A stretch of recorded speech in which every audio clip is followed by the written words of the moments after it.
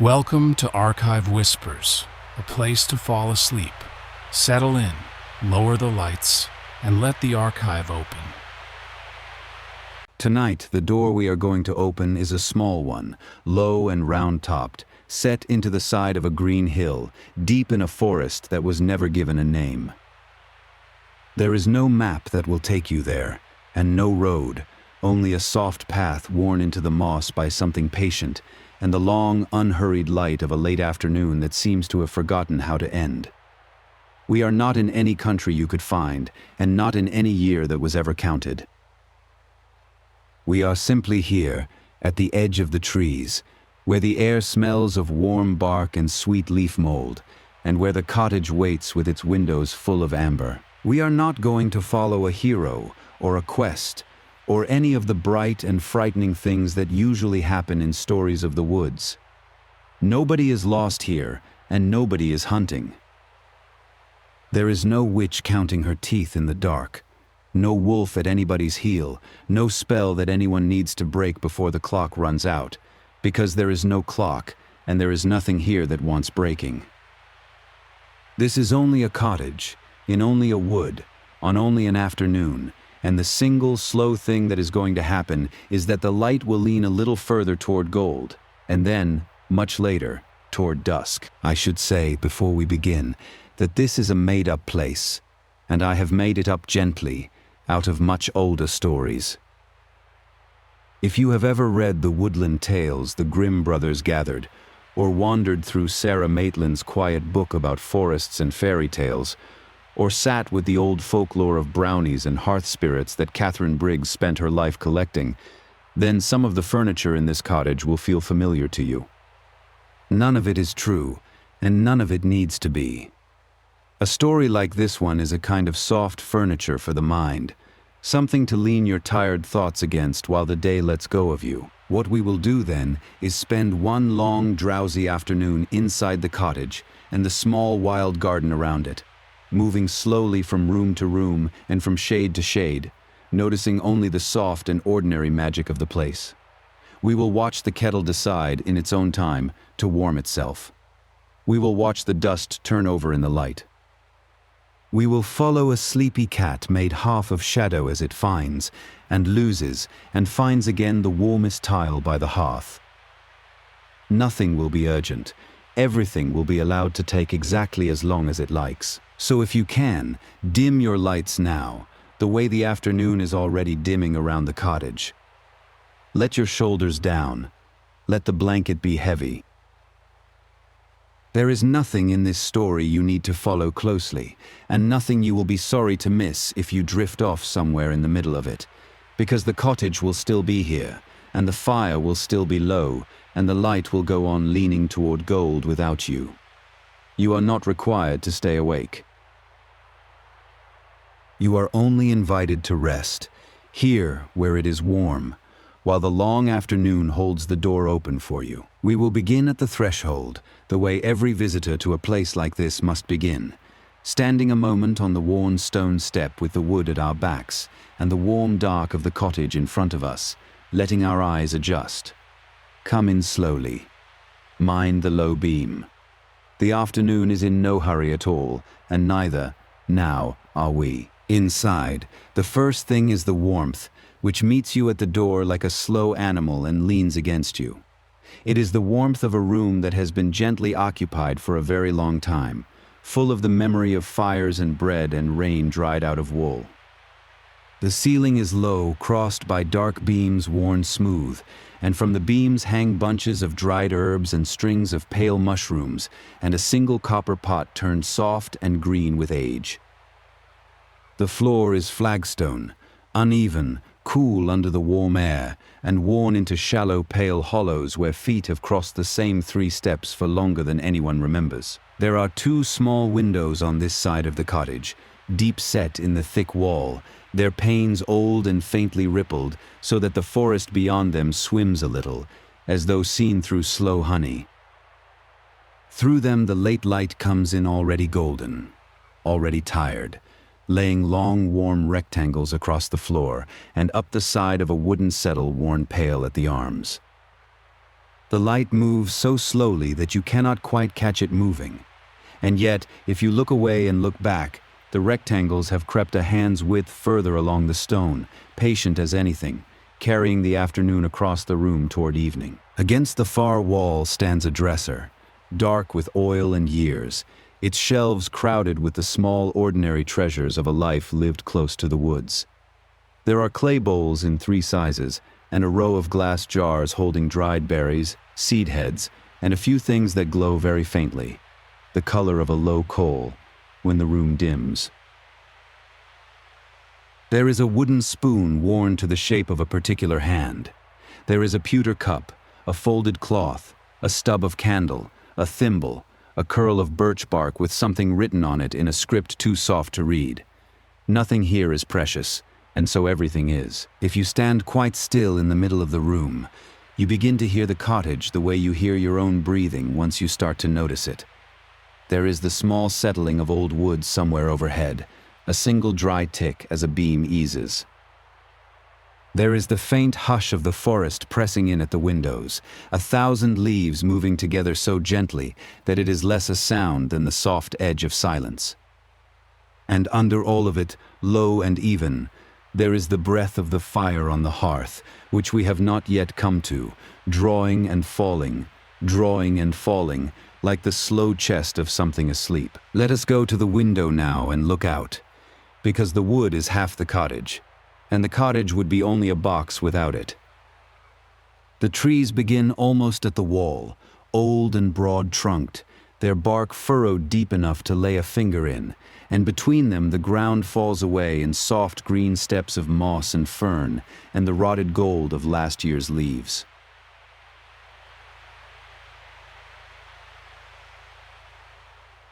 The light comes down through the high canopy in slow columns, thick with floating motes, and where it touches the forest floor, it makes small warm rooms of brightness that shift, very gradually, as the afternoon leans west. There is a path, if you can call it that, leading from the cottage door out among the trees, though it is more an idea of a path than a made one, a faint paleness in the moss where the ground has been pressed a little flatter than its neighbors. It does not go anywhere in particular. It wanders to the woodpile, and to the well, and to a low grey stone where someone long ago liked to sit, and then it loses heart among the ferns and gives up, the way paths do when the people who made them were never in a hurry to arrive. By the door, leaning where it has leaned for years, is a broom of birch twigs bound to a smooth handle, and it is worth pausing on, because in this story the broom is one of the cottage's small, quiet helpers. It does not fly, and it does not dance, and it would be far too tired for either. But sometimes, in the gray hour when the floor has gathered the day's soft litter of ash and leaf and crumb, the broom will lean itself slowly away from the wall and sweep, in long, unhurried strokes, gathering the dust into a tidy gray moon by the hearth, and then lean back and be a broom again, asking for nothing. The cottage has, all told, only 3 rooms, and they are not really separate, more like 3 pools of a single slow stream. There is this main room, with its windows and its dresser and its hearth. There is a small back scullery, cool and stone-shelved, where the milk and the butter keep, and where a low door lets out into the garden.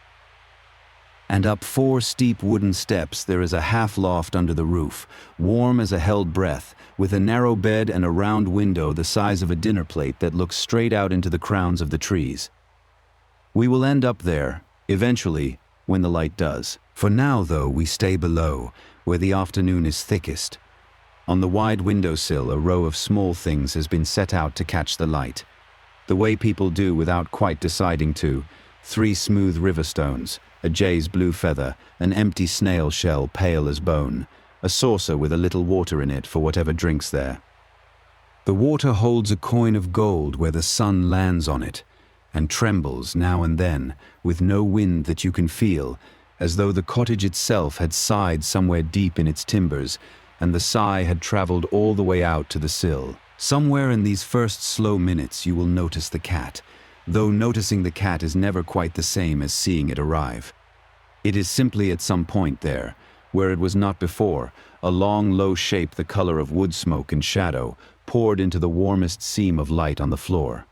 Its edges are not entirely certain. In the bright places it is plainly a cat, gray and ordinary and faintly dusty. In the dim places it thins a little, as though the shadow it is partly made of were claiming back its share, and only the slow blink of two amber eyes stays perfectly, sleepily real. The cat is not a familiar in any grand sense, not a spirit bound to anyone's will, not a messenger with a task. It is only the cottage's own sleepiness given 4 paws and a tail, a creature whose single great work in the world is to find the warm place, and lie in it, and move only when the warm place moves. In this it is wiser than almost everything, and as the afternoon goes on we will keep coming back to it, the way you keep coming back, in a long quiet day, to the one thought that asks nothing of you. Outside, the forest goes about its own slow afternoon. A wood pigeon turns over its soft 5-note phrase somewhere off among the oaks, pauses a long while, and says it again, in no hurry to be answered. A few late insects drift up the columns of light and down again. High in the canopy a breath of wind moves through, and the whole green roof of the wood tilts and settles, sending down a slow confetti of single leaves that take an age to reach the ground, turning over and over in the gold as they fall. The well stands a little way from the door, a low ring of gray stones with a wooden lid and a moss-soft beam above it.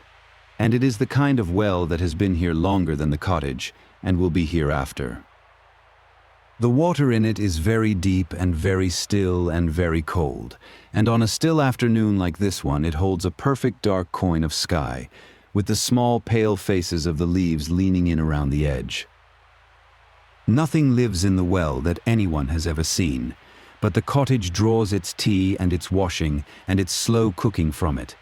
And so in a way the whole drowsy place is made, in the end, of this deep quiet water. By the well the low grey sitting stone has worn itself a comfortable hollow over the years, and the moss has crept up to its edge and stopped, the way a tide stops, leaving a soft green shore. If you sit there, as we will imagine ourselves doing for a moment, the cottage looks very small and very safe behind you, a warm brown thing with its windows lit, tucked under the great shoulders of the trees, and you understand, without anyone needing to say it, that the wood is not waiting to do you any harm. It is only large and old and busy with its own green thoughts, and the cottage sits inside it the way a sleeping child sits inside a quiet house. A small movement at the edge of the trees, if you are patient enough to catch it. A deer, the soft red-brown of a hazel husk, steps out of the deeper wood and stands, 1 foot lifted, reading the air. It is not afraid exactly, but it is careful, the way wild things are careful even when they are at ease. It looks toward the cottage with its great dark eyes, decides that nothing here has changed in 100 quiet afternoons, lowers its head to the moss, and begins, very softly, to graze, its ears turning slowly like 2 small listening leaves. We could stay out here a long while, and the afternoon would let us. But the air by the well has begun to cool just slightly in the shade, a first faint hint, hours off yet of the evening that is coming, and the cottage at our back has begun to glow a little warmer against it. So we will rise from the gray stone, slowly, the way you rise when there is nowhere you have to be, and turn back toward the open door, and the warm dark, and the low red eye of the fire that has been waiting on the hearth all this time for us to come and sit beside it. The hearth is the heart of the cottage, as it is the heart of every story like this one. A wide, low arch of blackened stone taking up most of one wall, with a stone lip worn smooth in front of it where generations of feet have rested. The fire inside it is never large. It is a small, deep, considered fire, 3 or 4 split logs settled low and breathing in slow orange, more ember than flame, the kind of fire that has been kept alive so long and so gently that it has forgotten how to be anything but calm. It does not leap, it glows and shifts, and now and then lets fall a soft sift of ash. Hanging from an iron arm beside the fire is the kettle, black and round-bellied and dented in one cheek, and the kettle is the second of the cottage's small, quiet helpers. Nobody fills it. Nobody swings it over the flame. But when the afternoon has gone on long enough, and the idea of tea has begun to gather in the warm room the way condensation gathers on cool glass, the kettle will give a small private shudder and settle itself a little lower toward the heat and begin, in its own slow time, to think about boiling. It is a long process, the kettle's thinking, and there is no point hurrying it, so we settle ourselves on the worn settle by the fire and let it happen at its own pace. The warmth comes off the stone in a soft, steady wall, and it reaches into the cold places you did not know you were carrying, the small of the back, the tired hinge of the jaw, the space between the shoulders, and it loosens them, one by one, the way warm water loosens a knot, without you having to do anything at all except sit and be warm and watch the slow orange shift its weight among the logs. The cat, of course, has come back to the hearth, because the hearth is where the warmest tile in the whole cottage lives. A single flat flagstone just to the left of the fire that holds the heat long after the others have let it go. The cat folds itself onto this tile by slow degrees. First the front paws tucked under, then the long body lowered, then the tail wrapped round, until it is a single soft loaf of gray, and its eyes go to two warm slits, and then to two warm lines, and then, very nearly, to nothing at all. On the mantel above the fire, a row of small objects keeps its own slow watch over the room. There is a candle in a brass dish, unlit, its wax run down in soft amber ribbons from some evening long ago. There is a little carved bird, worn featureless by handling, that may once have been a wren. There is a clay pot of long matches, and a folded square of paper, and a smooth dark seed the size of a plum stone that no one has ever planted and no one has ever thrown away. The firelight reaches up and touches each of them in turn, and they give it back, softly, in amber and brass and worn pale wood. The kettle by now has begun to make the first small sounds of its long decision, a faint metallic tick as it warms. And then, after a while, a low thread of sound from somewhere deep inside it, not yet a whistle, not yet even a hum, only the ghost of a note, as though the water were turning over in its sleep and murmuring. It is one of the most patient sounds in the world, the sound of a kettle a long way from boiling, and if you let yourself listen to it without waiting for it to arrive anywhere, it is very close to the sound of being sung to. While we wait, there is time to notice how the firelight changes the room from the way the daylight had it. The windows, which were full of gold a little while ago, have gone quieter and deeper, the forest beyond them turning to soft gray-green shapes, and the warmth and the light have drawn inward, gathering close around the hearth, so that the far corners of the room sink gently into a brown velvet dark. It is not a frightening dark. It is the dark of a room that knows you are in it, holding its edges a respectful distance back, leaving the bright warm middle entirely to you, and the fire, and the slowly dreaming cat. There is a third quiet helper in the cottage, and it lives on the dresser, a single oil lamp of clouded glass with a wick trimmed low. When the room dims past a certain softness, the lamp will wake on its own, not with a flare but with a slow blush, the wick taking a small breath of light from nowhere anyone can name, until a steady amber bead burns in the glass and lays a second, gentler warmth across the room to keep the firelight company. It asks for no match and no hand. It simply knows, the way the cottage knows everything, when a little more light would be kind. At last the kettle reaches the top of its slow climb and lets out a single soft rising note, low and round, that fills the room for a moment and then settles, and a fuller plume of steam unrolls from its spout and drifts up into the dark beams. In a cottage like this one, the making of the tea takes care of itself. A brown pot lifts a little on the shelf and settles back warmed. A pinch of dried leaf, dark and curled and smelling of summer hedgerows, finds its way into it. The water goes over in a long amber pour, and the steam climbs, and the smell of the tea opens slowly through the warm room like a second, smaller fire. The tea is poured into a cup of thick brown clay that holds the heat the way the warm tile holds it, and it is the color of a dark river with the sun behind it, and it smells of dried bramble leaf and a little chamomile and something green and quieting that grows only in the shade behind the cottage. We are not really going to drink it, you understand, because we are only visitors in this story, and the cup is here mostly to be held. But the holding is the thing. The warm clay in the curve of the hands, the steam moving slowly past the face, the small, simple ceremony of having something warm to keep, while the fire breathes and the cat dreams and the light goes on dimming, gently, toward gold. The fire shifts, and one of the lower logs gives way at last into a soft bed of coals, sending up a brief, slow fountain of orange sparks that rise a little way into the dark of the chimney and wink out, one after another, unhurried even in their dying. The cat opens one amber eye at the small sound, considers it, finds it entirely acceptable, and closes the eye again.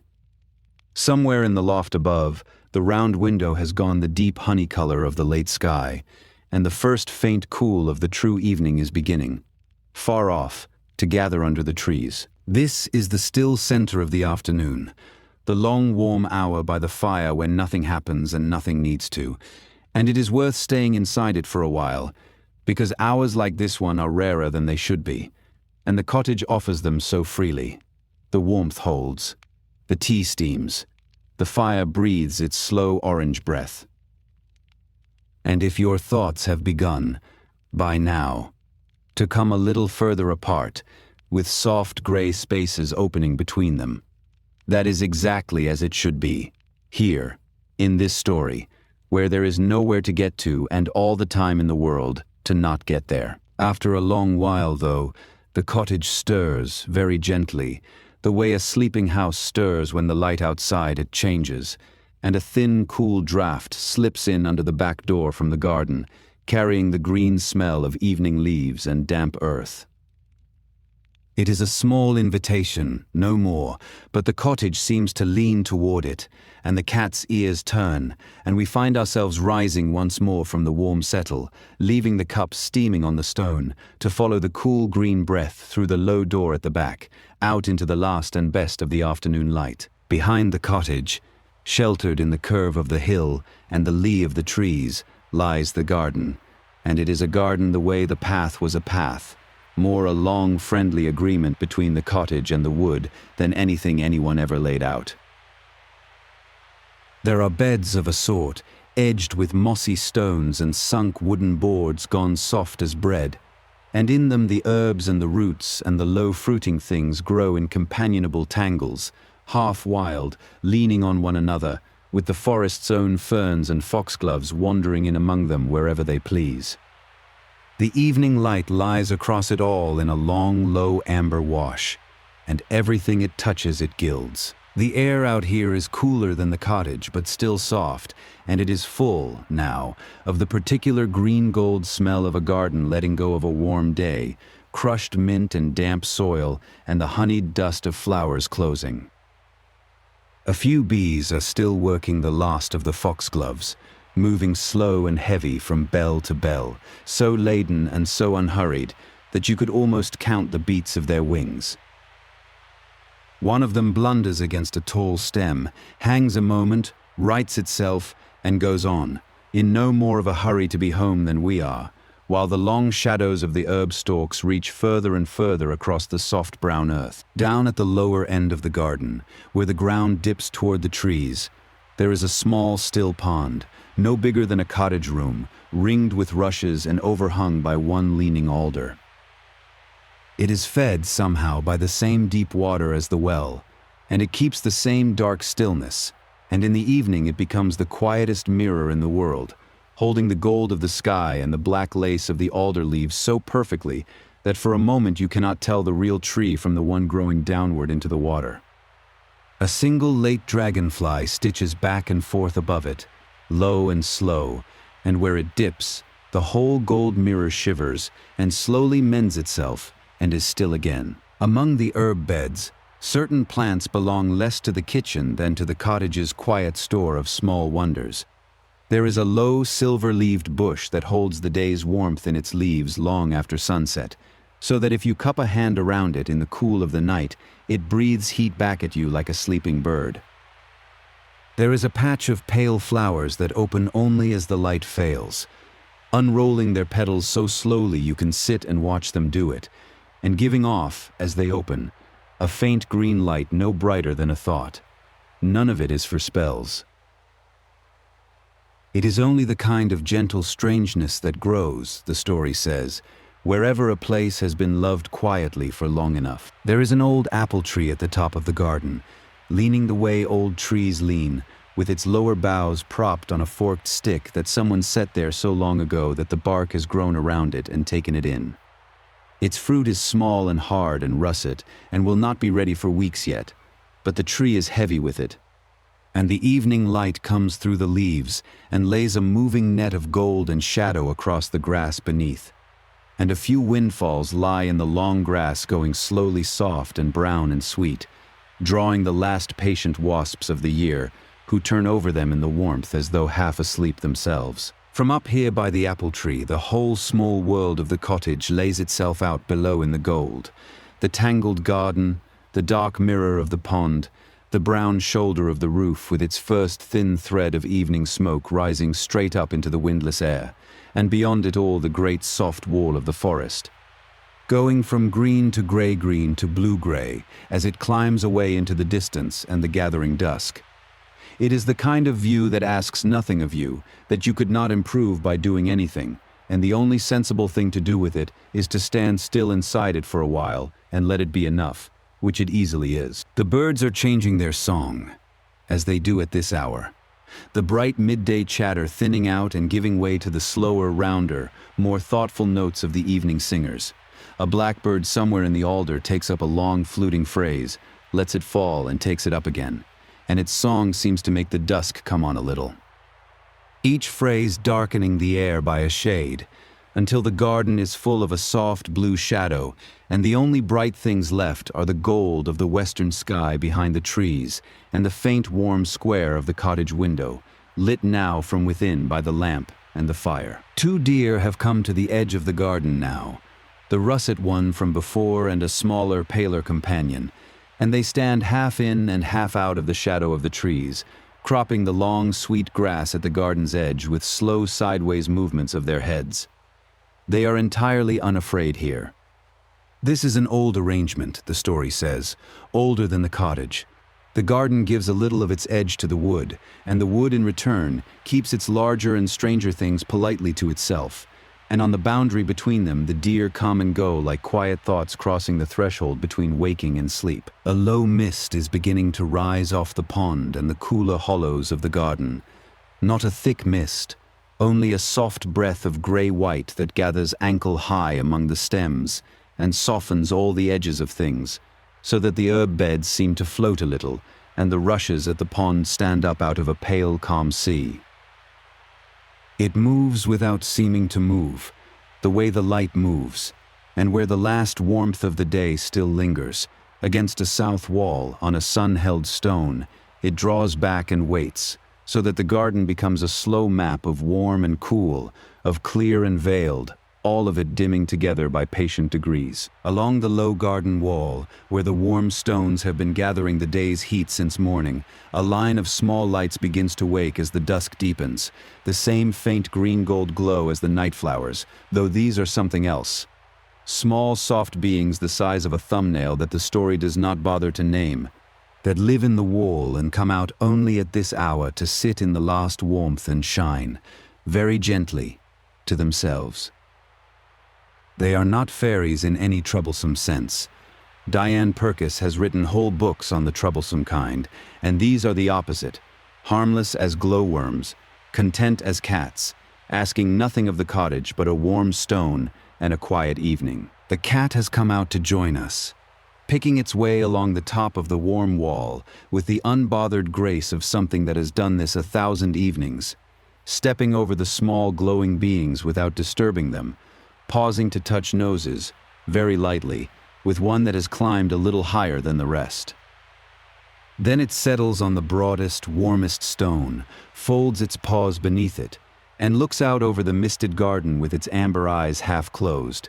And we understand that the cat has not come for company or for food, but only because this too is one of the warm places, and the cat's whole quiet wisdom is to know where they are. The West has gone by now to its deepest and most generous gold, the kind of light that lasts only a few minutes and seems, while it lasts, as though it might last forever, pouring low and level under the trees and setting every drifting mote of mist alight, so that the whole garden hangs for a moment in a soft, suspended fire that gives no heat. It lies along the cat's gray back. It catches in the deer's lifted ears at the wood's edge.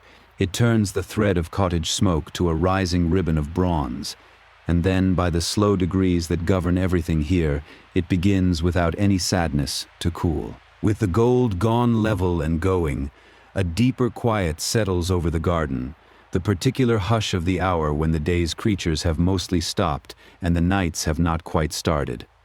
The bees have gone home. The blackbird has sung itself down to a few last soft remarks. The only sounds left are very small ones. The faint tick of a cooling stone, a single drop falling from the alder into the pond, the almost silence of the mist moving, and these small sounds, far from breaking the quiet, seem instead to hold it open, the way a few stitches hold open a wide, soft cloth. It is cool enough now, out among the misted beds, that the warm square of the cottage window has begun to look less like a thing to leave and more like a thing to return to, and the cat seems to feel it too, for it rises from its stone, stretches itself long, and drops down into the garden to wind ahead of us along the pale path toward the back door, its tail a slow gray question mark against the dimming green.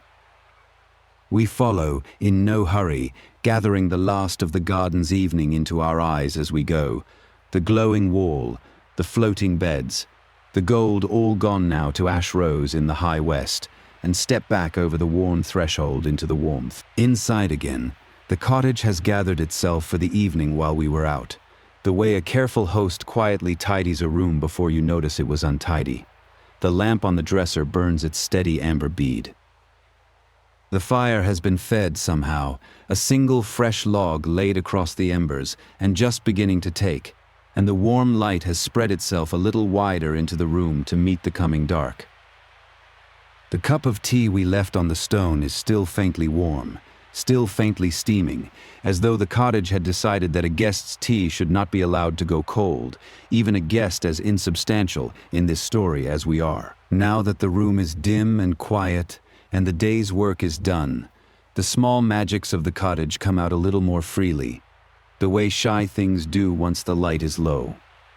They are never large, these magics, and never showy. The cottage has no interest in wonders.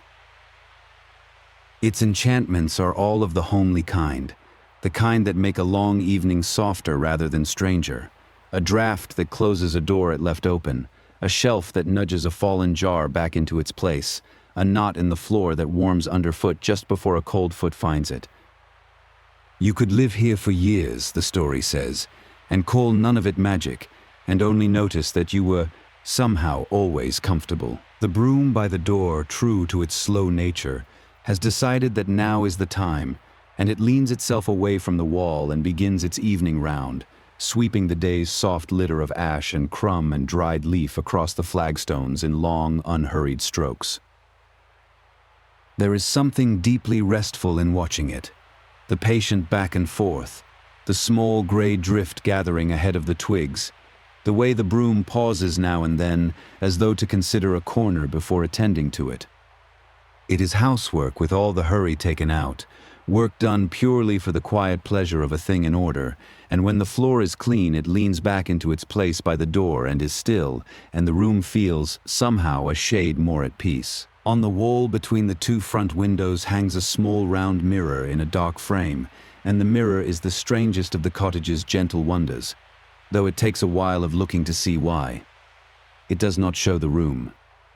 It shows, instead, The forest outside the cottage, the same forest, from the same window, but never in the same season as the one you are standing in. Look now, on this warm, late afternoon turning to evening, and the mirror shows the wood deep in winter, the trees black and bare, the ground a soft, unbroken white, the light a pale blue hush, snow falling in the glass so slowly that each flake seems to think before it lands. It is a gentle thing to stand before, the season mirror, far gentler than it sounds, because the winter it shows is always a kind one, a winter scene from inside a warm room, all of its cold safely on the other side of the glass. If you keep watching, the season in the mirror turns, slowly, over many long minutes, the snow thinning, the white ground darkening and softening, the first green haze gathering on the black branches, until the glass is full of a wet, bright spring no warmer than a held breath, and then a deep, heavy summer green, and then the slow gold burn of an autumn that mirrors, at last the very evening you are standing in, before it tips on again, patiently, toward winter. The cat has installed itself on the wide windowsill now, between the row of small treasures and the cool glass, where it can keep one half-shut eye on the dim garden going to dark outside, and the other on the warm room within. As the evening deepens, the strange softness of the cat becomes easier to see. Against the dark window, its gray body thins almost to a suggestion, a cat-shaped gathering of shadow with two slow amber lights for eyes, and only when the lamp glow falls across it does it firm again into ordinary fur and whisker. It does not seem to mind being half a shadow. It is, the story suggests, simply what cats are in a place like this, once the light gets low enough to tell. Time in the cottage does not behave quite the way it does elsewhere, and this too is one of the place's quiet kindnesses. An afternoon here can stretch like warm honey, a single hour by the fire unrolling into what feels like a whole soft day, while outside, in the real wood, the light moves at its proper pace. It is not that time stops.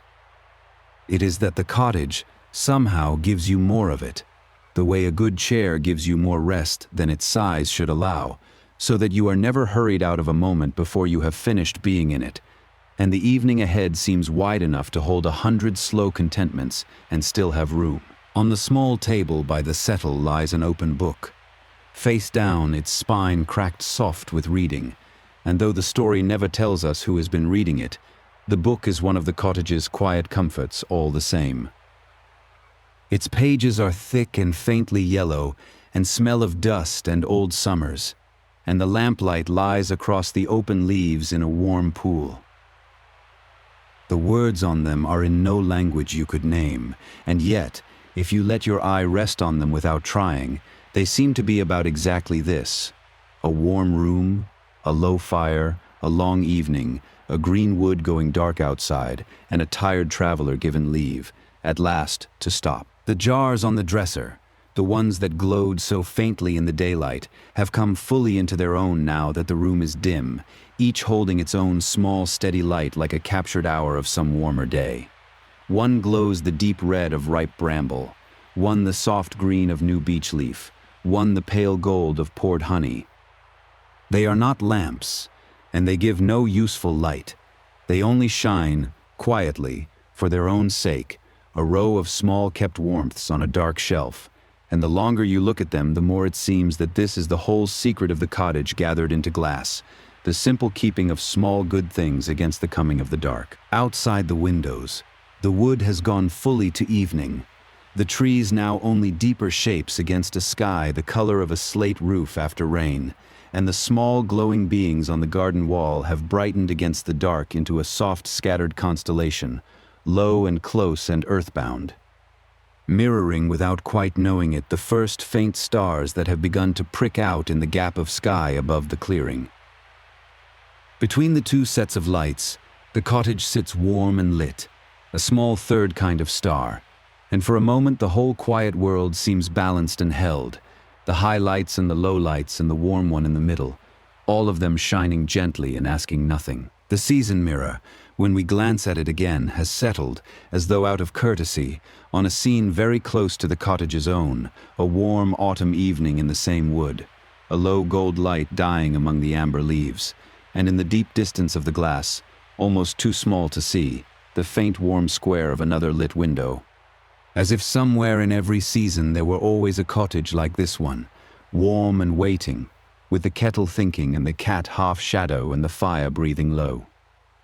It is a comforting thought to fall toward, the idea of the warm window always there, in winter and spring alike, never going out. The cat comes down at last from the windowsill, pours itself onto the floor, and crosses the room toward the hearth with the slow certainty of a creature returning to the one true center of its world, and we find that we are following it once more, drawn by the same warm gravity, back toward the fire that has been quietly building itself up again while our attention was elsewhere. The lamp can keep the dresser and the dark corners.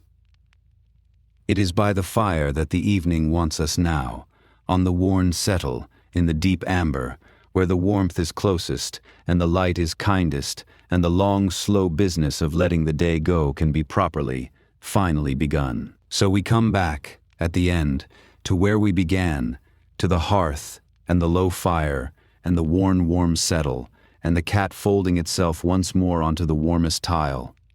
The fire has grown just a little for the evening, 2 soft flames moving low among the coals now, enough to lay a gentle living gold across the whole front of the room.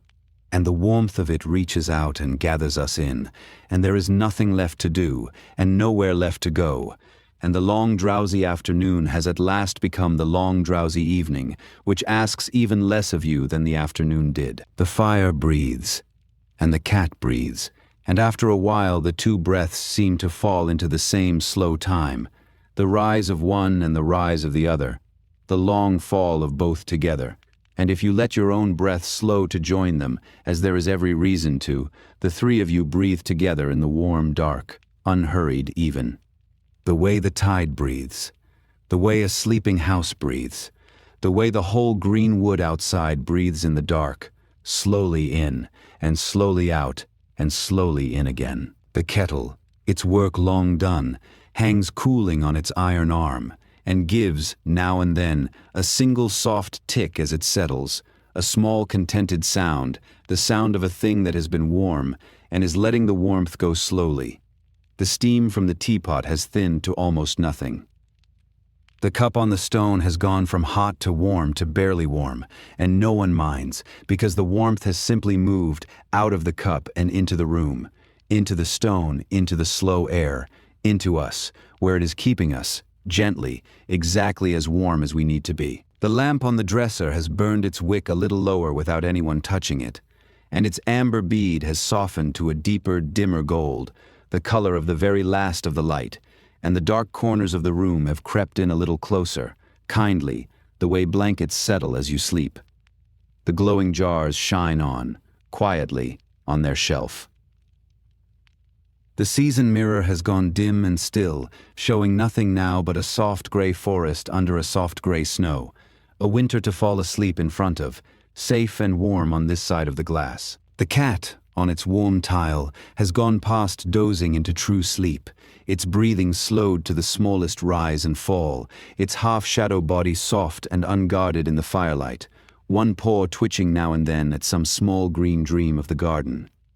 It is a deeply restful thing to watch a creature sleep so completely, so without reservation, holding nothing back against the night, and it gives you a kind of permission, the sleeping cat, to do the very same thing, to let go just as fully, just as trustingly, here, in the warm, where nothing is going to ask anything of you until morning, if morning ever bothers to come to a place as timeless as this. If we are going to climb to the loft, where the narrow bed waits under the warm roof, now is the slow and proper time for it, while a last soft warmth still rises from the fire and the cottage is at its quietest.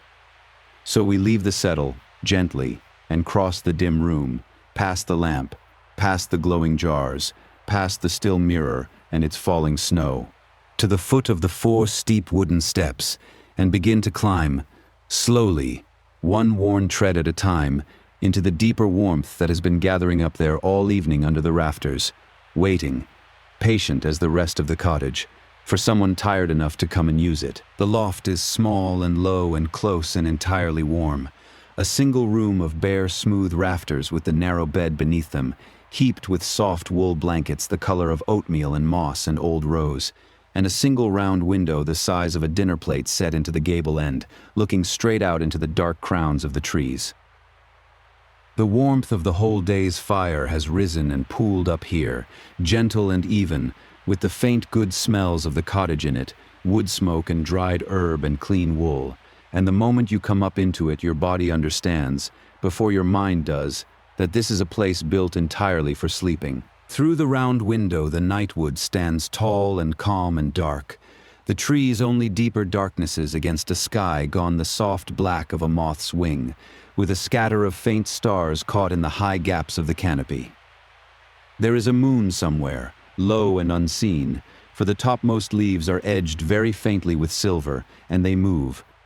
Now and then, in a breath of night air too soft to feel, so that the silver edges shift and settle, a slow and silent glitter at the very top of the dark, like the last thoughts of the day going gently out, one by one. The bed, when you come to it, is exactly as soft and exactly as warm as a tired body hopes a bed will be. The wool blankets heavy in the good way, the pillow deep, the whole of it holding the day's warmth the way the tile held it for the cat, and as you settle down into it the last small tensions of the body let go, one after another, the way the herb stalks let go their shadows, the way the gold let go the garden, the way the day itself has been letting go, gently, for hours, without ever once being in a hurry about it. Below, in the room we have left, the fire is sinking into its long, slow sleep. The two flames gone now to a deep, even glow of coals that will hold their warmth till morning, breathing, still, but more and more softly, drawing and falling, the cat sleeps on its tile. The lamp burns low. The jars shine their small kept colors into the dark, and up the 4 steep steps the last of that gathered warmth keeps rising, gently into the loft, into the blankets, into us, so that the whole cottage, from the coals to the rafters, is one single warm and slowly breathing thing, with you held soft and safe in the warmest heart of it. And the wood goes on, all around the cottage, dark and tall and calm, in no hurry, keeping its larger and stranger things politely to itself, just as it always has. The deer have lain down somewhere in the deep ferns. The small glowing beings have dimmed on their warm wall. The pond holds its dark coin of stars. And through it all the cottage sits, warm and lit and breathing, a small kept warmth in the great soft dark, the kettle cooling, the fire low, the cat asleep, the light all gone to gold and the gold all gone to ember and the ember going, slowly, slowly, toward the gray soft country of sleep. There is nothing left to do now but rest. The afternoon is over, and the evening is over, and the long, kind cottage has nothing more to show you and nothing at all to ask. The blankets are warm, the wood is calm, the fire far below breathes its last soft breaths of light. And whether you have followed every word of this, or drifted off somewhere among the herb beds or the glowing jars hours ago, makes no difference at all, because the cottage is still here, and will still be here, warm and lit and breathing, holding the door open in every season, on the far green edge of sleep. Sleep now, if you are ready. The fire is low, and the room is warm, and the long afternoon has done its quiet work. Rest now. The cottage will keep, and the next chapter, like the next warm window in the next dark season, will be here, waiting, whenever you are. Sleep well. This has been a drowsy afternoon in an enchanted forest cottage with archive whispers.